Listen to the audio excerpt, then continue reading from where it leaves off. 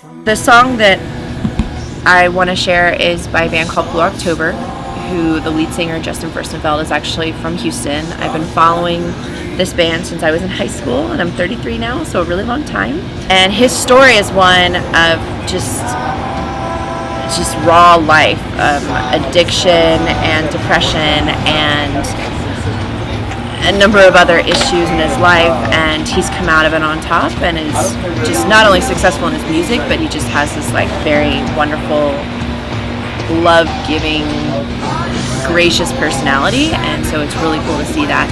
And so I love the song Sound of Pulling Heaven Down. It's about, I don't know, it's just love and like just seeing the beauty in everyday life, and I think that's what I didn't have before when I was in the postpartum depression. So most significant part of my life, which was when I was pregnant with my first child, and she's now 5 years old. But I was pregnant with her and had a really easy pregnancy, very normal. I went into labor with her the day before she was due, and everything was very average, very painful and uncomfortable, as giving birth is. And I was in labor for about 18 hours with her. But the life-altering part is not, unfortunately, not when she was actually born. It was immediately following her birth. So what happened following her birth is right after she was born, I had a very rare and oftentimes fatal issue happen, and it's called a uterine inversion. And it's basically where, so your uterus is like nice and happy inside your body, like this, and after the baby comes out, my uterus turned inside out and tried to like also exit my body, basically. They immediately took the baby from me, and they told me that I was going to have to be rushed into surgery and that I might have to have a hysterectomy. They wheeled me out and took me to the operating room. They put me down on the table, and they have to like strap your arms down, strap your legs down. They were putting all the I don't even know what you call those pads to monitor your heart and everything. And so I was having a panic attack. So I woke up, and it was like a couple hours later, and they were luckily able to save my uterus. I didn't have to have a hysterectomy, so that was great. So I would go on to have more children. But it was very traumatizing, and that was kind of the beginning of the downfall. From there, I developed a very severe bout of postpartum depression, which I did not recognize at first. My feelings never got better. I was in a really dark place. I just had all kinds of terrible thoughts and would think about hurting my baby, and then I would cry and get upset because how could a mother think such a thing? And I would think about committing suicide a lot. I would almost fantasize about it. Like I would just sit there rocking her, and like it would bring me a sense of calm to think about, now how would I kill myself today?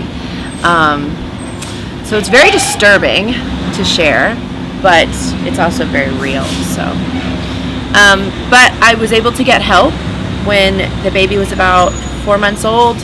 I just had this total epic meltdown where I couldn't stop crying, and it had been hours and hours and hours. And she was just sitting there, happy as a lark, in her little bouncy chair, just bouncing along. And every time I'd look at her, I'd just start to cry because I'm a terrible mother. I failed. How could I be such a horrible person? Just so dark.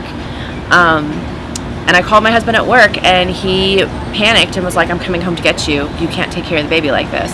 And that's when it snapped for me. That's when I realized, oh my God, I can't take care of my own baby. I can't even take care of myself right now. This is not right. This is not me. This is not who I am. What is happening?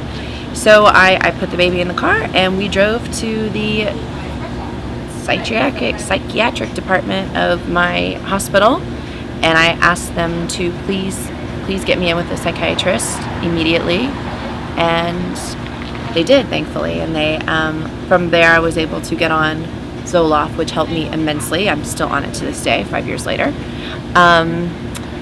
And from there I also went into a lot of therapy to cope with the trauma of what had happened with her birth.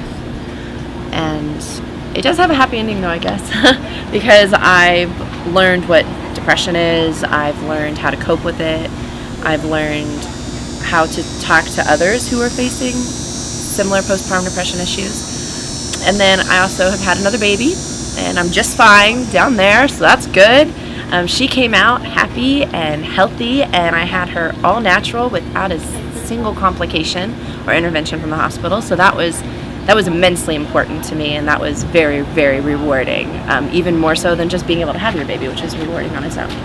And now Vivi is 5 years old, and I used to fear that I'd ruined her forever through my first months of postpartum depression, and she's just fine and thriving and happy and loves to sing and dance and just live life. So that's my story. So rest assured I have